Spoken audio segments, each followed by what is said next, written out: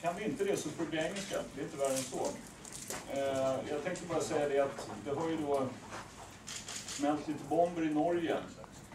Och vi vet inte hur allvarligt det är, jag bara snabbt. Jag vet inte till att börja med. Det finns ju inte så många förbundskaptensjobb där ute och när jag fick den möjligheten så ville jag hoppa på det direkt. Kändes väldigt spännande.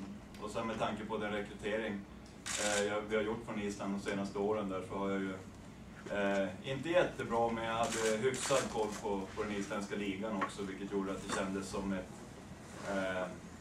ett bra beslut med tanke på att jag visste vilket spelarmaterial som fanns där borta och att den filosofi vi har använt oss under sista året också skulle vara lämplig för det isländska laget. Så det kändes som ett väldigt roligt och spännande uppdrag.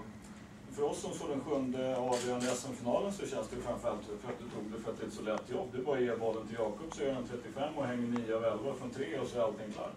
Ja, problemet är att oftast då, även i den finalen i och för sig, men även internationellt så står det någon i vägen liksom. Så att vi får försöka hitta vägar för att så gott vi kan för att göra Jakob öppen helt enkelt.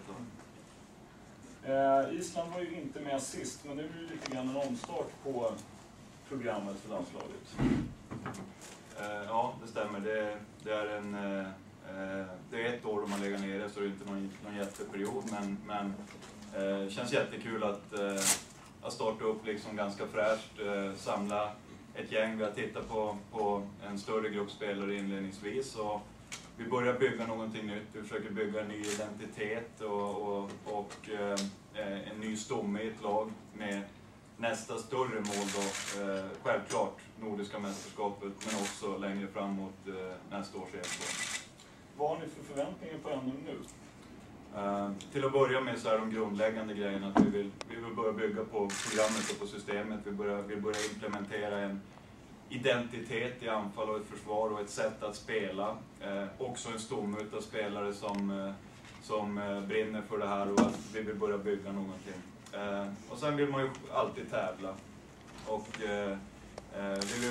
vi vill ju känna på nivån och vi vill hävda oss mot försöka göra så bra matcher som möjligt. Tror du att ni blir hemmalag eller blir ni bara hemmalag nummer 2?